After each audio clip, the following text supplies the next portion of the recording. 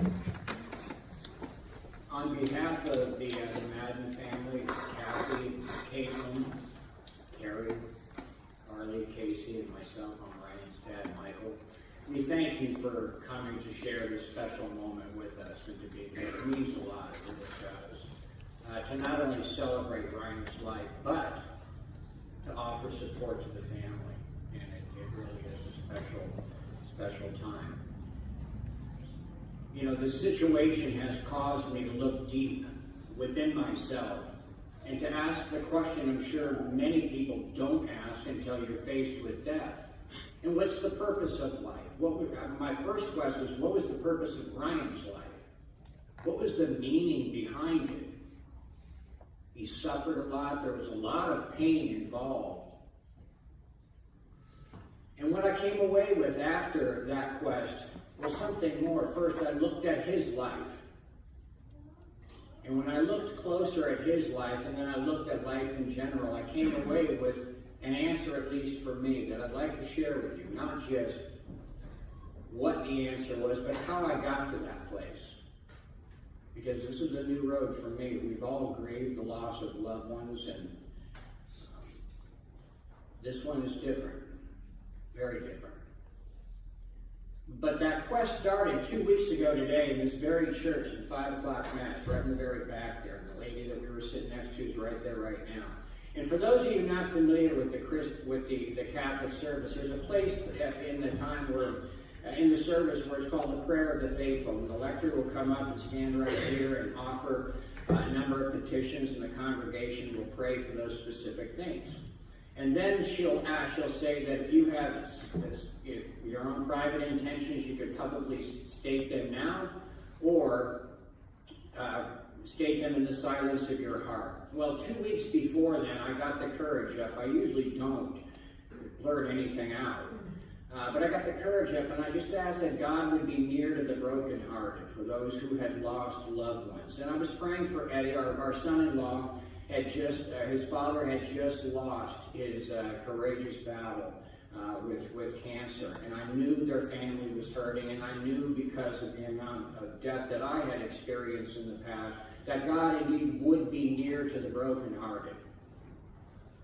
And so I prayed that prayer for their family. And then it came back around 2 weeks later, 2 weeks ago, March 30th, 5 o'clock, 5:30 or so, and I couldn't get the courage up to pray that same prayer. I was going to recite. I didn't know if I was recycling it or if I had something to actually say. But in the silence of my heart, I just said, Lord, I just pray that you be near to the brokenhearted, for those who had lost loved ones, and for those who were about to lose loved ones. See, when I prayed that prayer, I was praying it for you, and you. 6 hours later, I realized that I was praying it for you, and me. But it's very rare that we get to pray a prayer to a God who is alive and well, and we get to experience the answer to that prayer within 24 hours.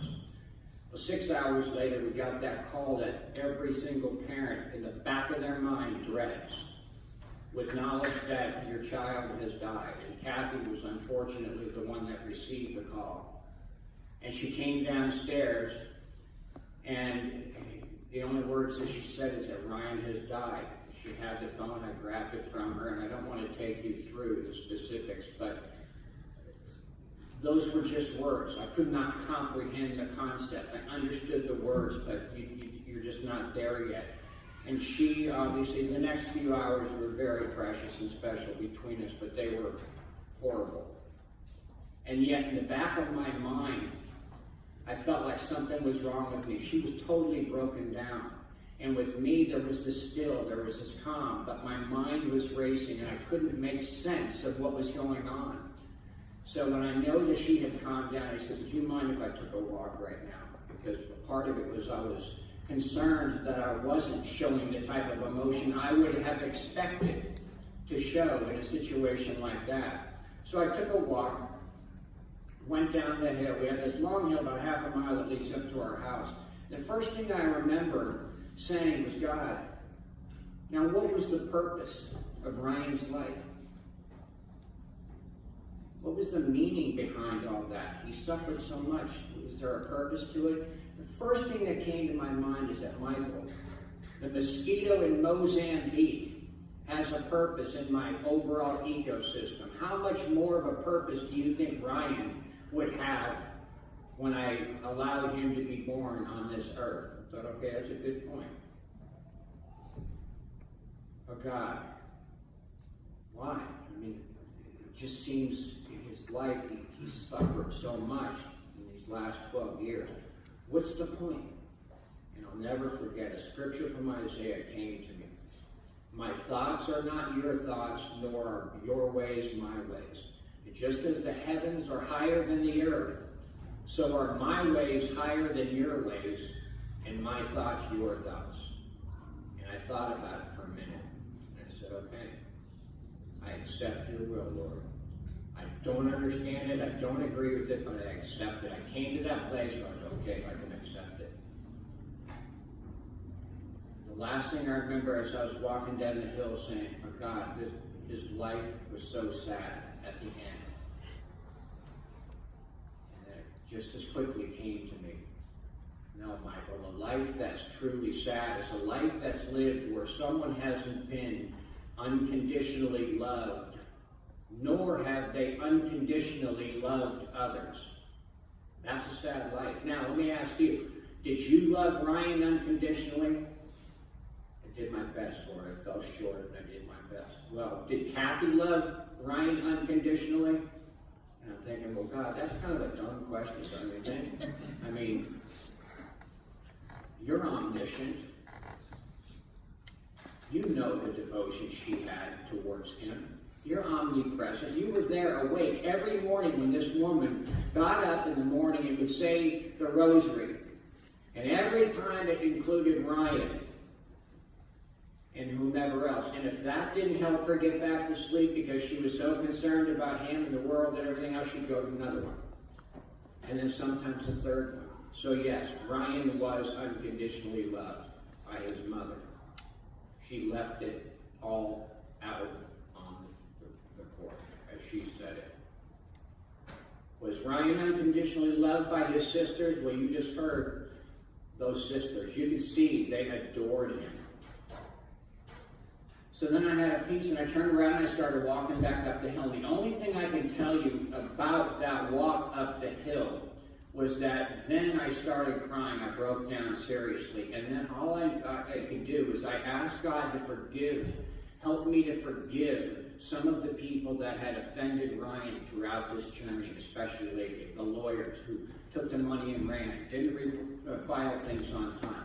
2 prison guards in particular at different times that had him handcuffed behind his back and beat him up so badly that they were reported by staff, okay? That was something I really had to work through seriously, all right?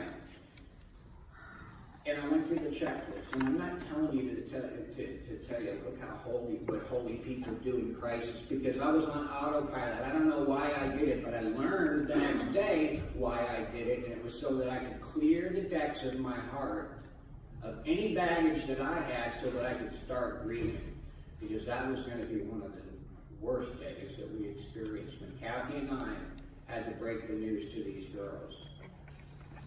But all I can say is when we did it, and I'll spare you the specifics, but what I'll say is that people came together. We first told Caitlin that she was in Santa Barbara with her husband, and Kathy and her just you can imagine, it was horrible. And then Eddie came upstairs, and he thought something happened to me, and he had Carrie on the phone. She was going to a real estate thing. Carrie found out on the phone through us, accidentally, and she couldn't drive, so he stepped up, went over to pick her up. Carly couldn't make it, couldn't drive. They went down and picked her up. And then Jake and Caitlin came down. Casey was back in New York in school. Jake and Caitlin came down from Santa Barbara. And they stepped right up. Both these young guys, Jake, these guys became the man of the house. We were just stinking numb. We're trying to figure out, Kathy and I are trying to analyze, when's it best to get Casey? We're going to tell her after work. No. Jake said, no, she needs to know right now. We're going to get an airline ticket for her. We're going to make sure she gets home, make sure she gets to the airport. These guys became the man of the house. And for any of you that have son-in-laws, sorry. I have the best 2 son-in-laws. I could not believe what was going on, but I still wasn't registering it. So the next few days, what we did is, we did what most people would do. We cried, we laughed, we reminisced, and we ruminated on Ryan. And I think that everybody in our family would tell you that he's probably the most naturally gifted and talented of all of us. And you heard some of the things. As an athlete, he was a freak. He has speed, his quickness, he just has God-given gifts. As a picture, as an artist, he never took art lessons, but there wasn't anything he couldn't draw. He could see it, give him a pencil and a paper, and that's all they gave him in there, and he would draw it. It was beautiful in different shades. As a poet, and I looked at some of his poetry, especially this last week, and the thing that came to me, understand, when you're in severe circumstances in a maximum security prison, which is the most violent of the violent in this state, they have you on lockdown a lot. So you have a chance to really look within your soul to see what is real and what is not real. And when you read his poetry, what came to me, it was like a Bob Dylan-esque quality, where he was able to tap into corners of his soul that he did not know existed, that most people don't know existed, okay? Same thing as an intellect, as a writer, etc. But in closing, let me tell you the thing that I'm most proud of my son for. And I came to this conclusion the day after. And it was the fact that he never joined a gang. And I know every father in here is saying, dang, that guy's got some low expectations. But let me tell you what a gang in prison represents. You either become a predator or you become a prey. To become a predator, it's imperative. You're not initiated into the gang until you do harm to someone else. And that's usually stabbing them, beating them, doing something violent to them. And Ryan would not buy into the dogma. He did not. He couldn't hate. He loved people. He loved blacks, he loved whites, he loved Hispanics. It didn't matter. And he never sold his soul to save his behind. And for 12 years, it cost him seriously. It cost him because if you're not a predator, you become a prey. And that's what he experienced. So in looking back right now at it, Father Matt had used a word that we didn't collaborate on, but when you're looking at legacy, we talked about legacy, and I look back and I see, well, Ryan was able, he didn't sell out. He was able to, in turn, because he was unconditionally loved, he was able to unconditionally love others, even people that did him wrong in there. And so I think now, as a parent, the legacy that Ryan leaves, the Madden name ends upon the death of my brother and myself with this right now. But the real legacy, and that's just a name, the real legacy that Ryan and some of my brother and others that go before us, that I'll be able to maintain right now, because it's the only true lasting legacy any of us have, which is to walk in unconditional love. And that's easier said than done. If we're able to love the unlovable, then you touch somebody's soul.